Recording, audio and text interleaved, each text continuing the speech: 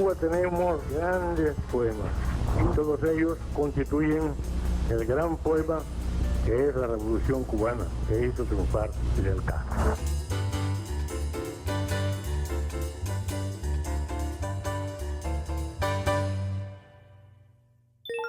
Saludos, gracias por acompañarnos en esta emisión de Los de la Unión. Justamente en este programa nos estaremos acercando a las artes plásticas y estaremos recordando la presencia en nuestro espacio de dos representantes de ese gremio. Me refiero a Lesbia Ben Dumois y a José Villa Soberón.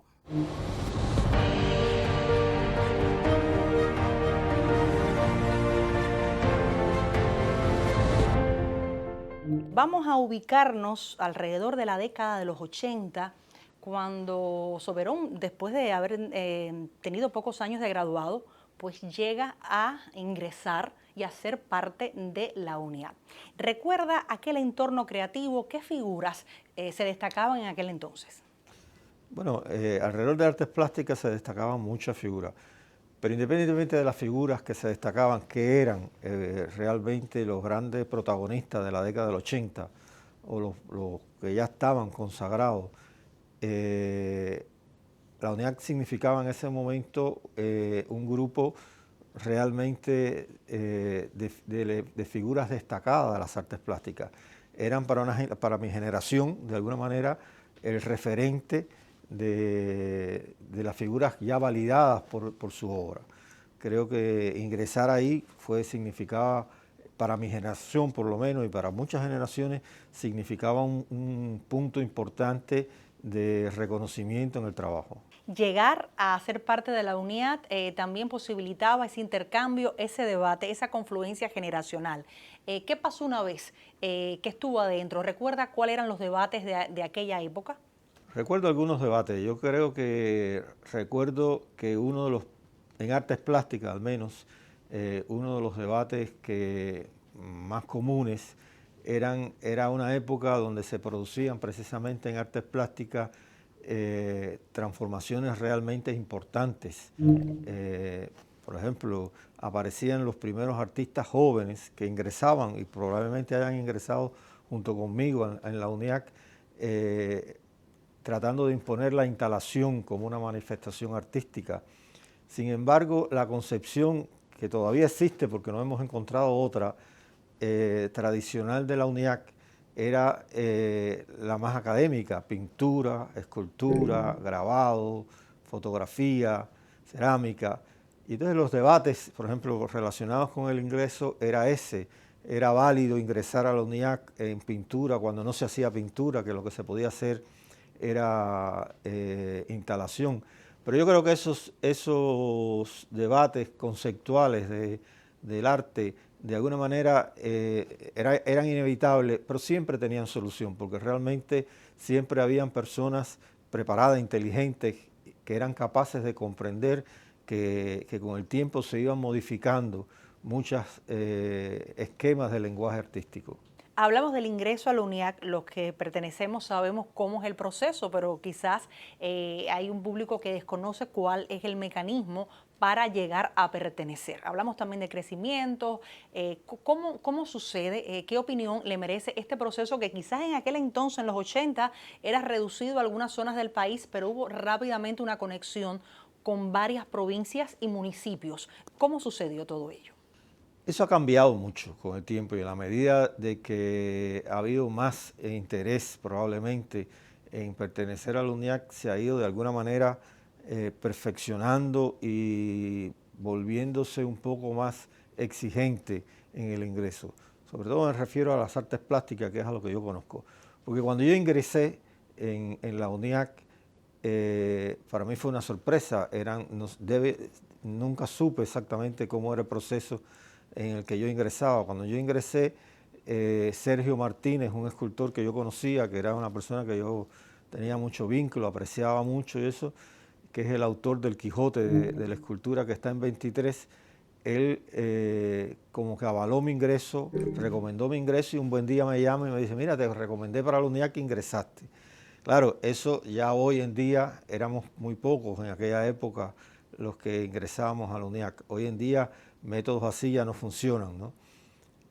ahora funcionan a través de comisiones o a través de jurados, y eso hace realmente que el proceso de la UNIAC sea complejo, porque siempre es algo especialmente subjetivo enjuiciar siempre la obra de un artista. Cuesta realmente trabajo, pero en general siempre ha sido el mismo principio, darle ingreso a la UNIAC a jóvenes o a nuevos artistas que hayan tenido resultados en consolidar su propuesta artística, su obra artística. Creo que ese principio ha sido siempre el que ha sido válido para la UNIAC. Pueden haber cambiado algún método, pero el principio sigue siendo el mismo. Queremos que rememore un tanto qué pasó en aquellos tiempos de fundación. Bueno, realmente aquellos tiempos eran muy movidos.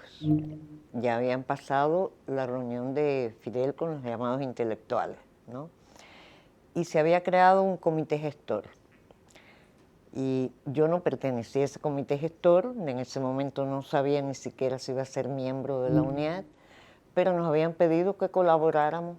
Yo había hecho prácticas artísticas desde el punto de vista de grabado.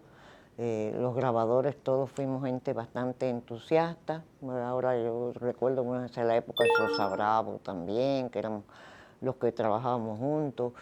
Y empezamos a asistir a la UNIAC porque ellos comenzaron a hacer empezaron por muchas reuniones, ¿no? Eran las reuniones para crear los comités que se iban a ocupar de las secciones. Y habían reuniones donde se debatían quiénes iban a ser los dirigentes de aquel momento, ¿no? Un momento donde Retamar era una figura muy importante porque era el que organizaba los reglamentos. Yo recuerdo los reglamentos, la mayoría eran escritores, los que estaban en la gestión inicial, y todo el mundo me dice, ¿y quiénes eran los que pertenecían a Cine Radio? No existía cuando había una sección de Cine Radio, existían los escritores, los artistas de la plástica y los músicos, era el grupo más fuerte de la Unión. Y con esa preparación que se crea un comité gestor, ese comité gestor, que bueno, todavía hay unos boletines donde están declarados todos los que eran miembros. Ahí estaba Marta Valdés, estaba Eliseo, estaba Retamar, estaba, bueno, el propio Nicolás Guillén, estaba Carmelo, que era mi compañero de vida, que fue mi maestro también. Y esa es la razón por la que yo voy como a ayudar en las gestiones, ayudar a citar, ayudar en la Unión. Se constituye en las reuniones del Congreso, que se celebran, como se sabe, en La Habana Libre. Eran unas reuniones grandes, porque, por ejemplo, de los plásticos habían muchos. Yo tengo el documento que salió ahí, tengo anotado los nombres de los que estaban, los que intervenían. Ahí habían representantes de Matanzas, fundamentalmente. Era un grupo de artistas muy representativos en aquel momento. Sin embargo, yo que vengo de Las Villas, yo creo que era el que tenía menos miembros. Y Santiago también estaba muy representado en ese congreso. Y allí se constituyen las secciones, ¿no? Que en aquel momento no se llamaban secciones, sino se llamaron asociaciones. Y eran estas que había mencionado, música, plástica y literatura. Literatura era muy fuerte. La Unión fue muy fuerte en sus inicios con la sección de literatura. Eran gente muy renombrada y eran gente con una obra sólida, ¿no? Y de la plástica, bueno, yo creo que de todas las secciones, porque ahora mismo tú te pones a pensar y tú dices, pensé en Harold Gramach, que ya era de aquel momento de los músicos, Nilo Rodríguez, Marta Valdés. Entonces te digo, y de la plástica, bueno, pues Mariano Rodríguez, Portocarrero, Martínez Pedro, eran figuras muy representativas del quehacer artístico en ese momento, ¿no? Y entonces se empieza a crear las asociaciones. Yo creo que yo llego por accidente a muchos lugares. Yo siempre digo que yo llegué a ser la secretaria de la Asociación de Artes Plásticas porque a los hombres no les gusta hacer acta.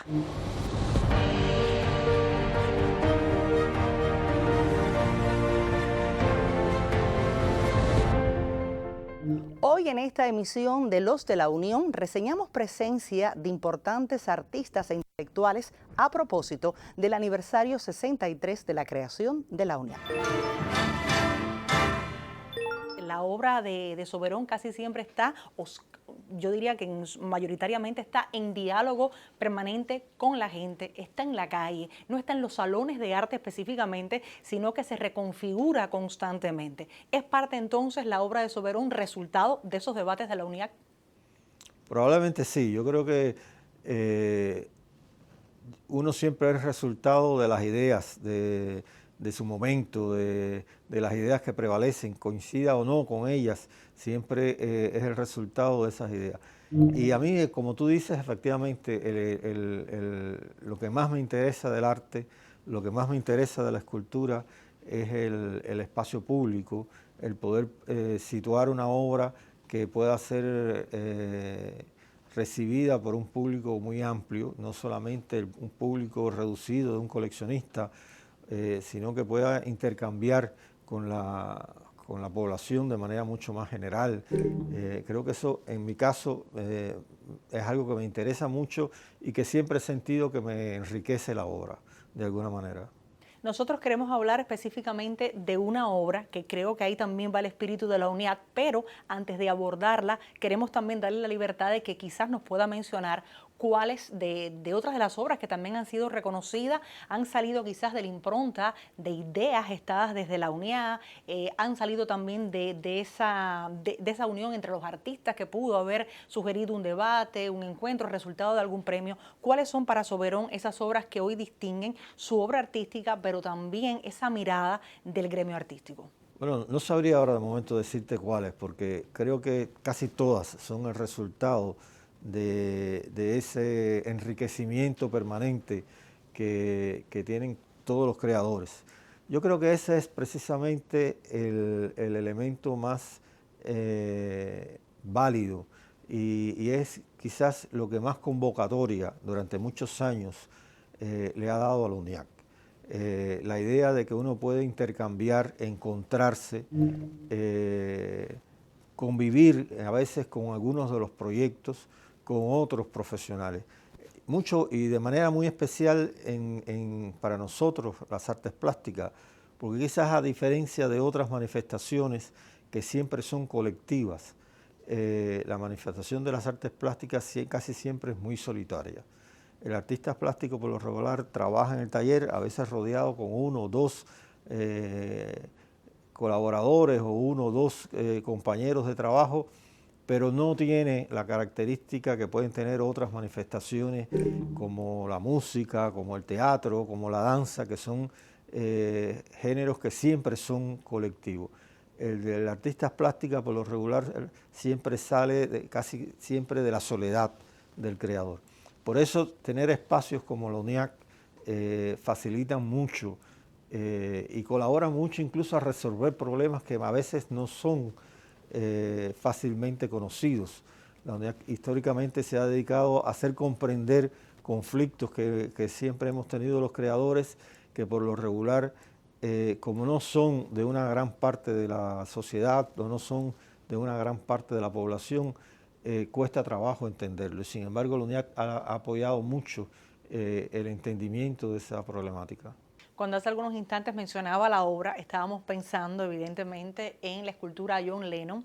Fue un momento donde la UNIAC tomó un protagonismo en la historia también de nuestro país, porque socializó esta escultura y se convirtió en un hecho cultural que no solamente aconteció ese día, sino que la estatua, como parte también de ese proceso artístico, es visitada constantemente por las personas en fotografías, quienes van a conversar con Lennon. Se hacen actividades también tomando como pretexto esta bella obra. ¿Qué significó para Soberón ese momento de creación y lo que vino después con la inauguración, que también fue muy conmovedora?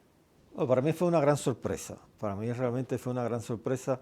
No suele ser fácil o común que una obra escultórica genere una atención tan grande como la que generó Lennon. No lo esperaba, te lo confieso que no lo esperaba. En principio mi interés de participar en el proyecto era eminentemente generacional, como casi todos los de que tenemos la misma edad. Para nosotros culturalmente era importante el tema de Lennon, el tema de los Beatles, y eso fue, digamos, la motivación principal.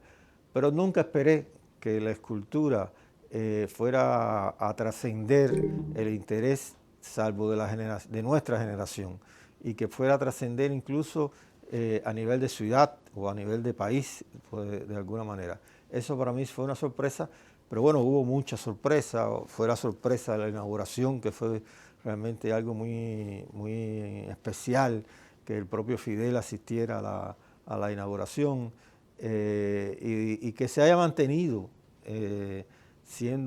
convocando a tantas personas, a tantas anécdotas, a tantas historias.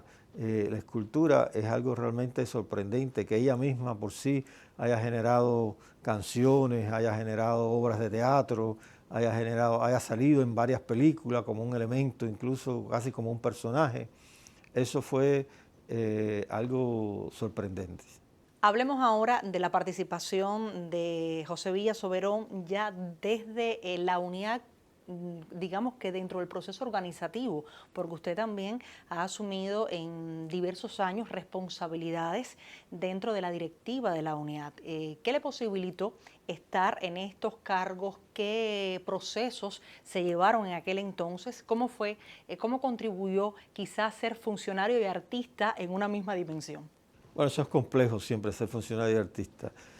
Yo siempre he tenido una vocación realmente por comprometerme con proyectos sociales, no solamente con proyectos solamente profesionales. He tratado siempre de no ser el clásico artista en una torre de cristal, sino de tratar de entender el entorno a partir de un compromiso que pueda tener. Yo recuerdo, yo entré a la UNIAC estando Abel de presidente, pero creo que no era yo tampoco muy conocido en aquella época, cuando yo fui presidente de Artes Plásticas, aunque salí en un congreso. Creo que fue Graciela Pogolotti. Estoy seguro, fue Graciela Pogolotti la que me llamó un día a la UNIAC y me convenció de que tratara de vincularme más a la UNIAC, incluso previendo que pudiera tener en algún momento determinado alguna responsabilidad en la Asociación de Artes Plásticas.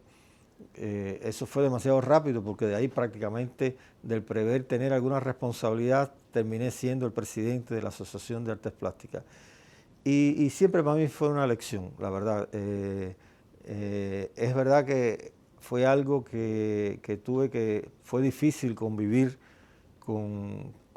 teniendo una responsabilidad como la UNIAC, que obviamente lleva mucho tiempo, consume mucha atención, y la obra artística.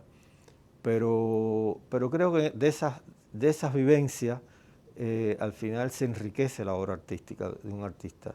No solamente se enriquece la obra de muchas maneras.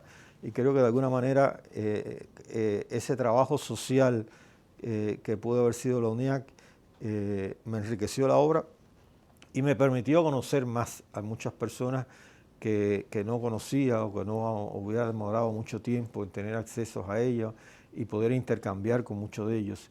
Creo que para mí siempre ha sido una hermosa experiencia mi tránsito como parte del Ejecutivo, o haber asumido alguna responsabilidad de la UNIAC. Es un trabajo creador también, muy diferente, no es un trabajo de creación artística, pero es también un trabajo creador. Ahí en la UNIAC se crean constantemente, no solamente muchas actividades, se crean a veces instituciones nuevas que sirven para el desarrollo de la cultura y en particular de las artes plásticas. ¿Cómo usted cree que este vínculo de la UNIAC y el devenir de los años posteriores ha influido en la enseñanza artística de nuestro país? Yo creo que mucho. Yo creo que mucho, porque todas esas grandes figuras empezaron dando clases. Eran maestros en ese momento. Y sus lenguajes eran los que se enseñaban, ¿no? Era el lenguaje de la música. ¿Qué pasó con con lo que planteó Ardévolo en su grupo de renovación, se daban las clases a partir de esos lenguajes y estaban vivos, ¿no? Ese es un momento donde, por ejemplo, en plástica la abstracción era muy fuerte, pero ahí estaban los fundadores de ese movimiento, ¿no? El expresionismo funcionaba como el lenguaje al que aspirábamos, ¿no? Y ahí estaba Mariano con su juego de colores, Portocarrero, que tú participabas de su propia creación, ¿no? Empezaba la escultura abstracta, donde Tomás Oliva era una figura representativa, muy representativa, donde la chatarra tenía un valor, y entonces la gente lo toma como referencia. Siempre ese grupo se toma como referencia. Haber compartido con ellos, para mí era como una fiesta, realmente, ¿no? Yo no sé si por mi carácter, a mí me gusta mucho tener relaciones con las personas, compartir con ellos, y entonces, qué sé yo, me fui enterando de la vida y la forma en que ellos se fueron formando también, ¿no? Y eso me servía a mí también como lenguaje. Durante todos estos años en la UNIAD, usted ha tenido varias responsabilidades. Lleva al frente de la Asociación de los Artistas de Artes Plásticas. ¿Cuánto tiempo ya? 3 mandatos. El último mandato, el que me toca, el último. Hablemos entonces de cómo llega a esa responsabilidad y qué acciones se han desarrollado que han sido más representativas y con un mayor impacto para todo el país. Bueno, realmente yo empecé en esa sección y después siempre pertenecí al Consejo Nacional, que es donde se debaten muchas de las acciones que realizan todas las asociaciones. En realidad, después, en la década del 70, dejé de tener la participación más activa en la UNIAD porque pasé a la Casa de las Américas, aunque siempre fui miembro de los ejecutivos, siempre participé en las reuniones de ejecutivos. Yo creo que la acción más pedida por los miembros y la que se realizó fue crear una galería de arte. La UNIAD no tenía, mostrábamos las cosas como ahora mismo también hacemos en la Sala Villena. Participábamos en las actividades en coordinación con el Consejo Nacional de Cultura. Se tenía un vínculo muy estrecho con lo que es hoy el Ministerio, que en aquel momento era el Consejo Nacional de Cultura. La Unión era la referencia de la creación artística para el trabajo en el Consejo de las Artes Plásticas. Pero no teníamos una galería de arte. Y eso era como un llamado, una ansiedad de tener una galería de arte. Y se crea en los 80, se empieza a fabricar en los 70 y se crea en los 80 una galería de arte, que es lo que hoy tenemos como Villa Manuela, que es para mí, desde mi punto de vista, como un pequeño tesoro que tenemos allí, porque hemos tratado de mantenerla con los criterios de curaduría, con la selección de las exposiciones, con que siempre haya como un proyecto que se valora, porque se discute qué es lo que vamos a exponer, por qué lo exponemos, con qué vínculo tiene en relación ese creador, con qué cosa histórica o no, qué representa en la actualidad. O sea, se trabaja muy rigurosamente el trabajo de la galería. Entonces tuve también el privilegio en el 2006 de que pasara a la dirección de la galería de Villa Manuela. Estuve 2 años y también yo digo como un poco por accidente, cuando se celebra en el 2008 el Congreso del 2008, por votación salgo elegida para la presidencia de la asociación. Confieso siempre que mi gusto personal es el trabajo de las galerías, pero bueno, yo recuerdo que cuando yo decía, pero ¿por qué tengo que irme para la asociación? Yo no quiero, ya yo trabajaba en la Casa de las Américas, he trabajado mucho tiempo con ese término que mucha gente rechaza y que yo no, que es ser funcionaria de las artes plásticas. Me decían, porque cuando la gente vota contigo, yo recuerdo que Lazo casi que me regañó en ese momento y me dijo, si los miembros votaron para que usted sea presidenta, tiene que aceptarlo. Y yo, bueno, ante tal regaño, tengo que aceptarlo. Entonces, estoy desde el 2008 en la asociación. Me gusta mucho trabajar con las propias instituciones en que yo trabajé, porque trabajé 40 años en la Casa de las Américas, así que allí atendí también galerías, ese era mi gusto personal, y siempre también se tuvo mucha relación con la Dirección de Artes Plásticas de la UNIAD, porque en momentos en que Villa Soberón fue el presidente de la Asociación de Artes Plásticas, el vínculo con la Casa de las Américas fue muy estrecho, ¿no? nos sugerían también artistas para exponer en la casa, o nosotros les sugeríamos creadores para exponer en la mañana. Eso hizo que se creara un vínculo muy, muy estrecho entre las dos instituciones.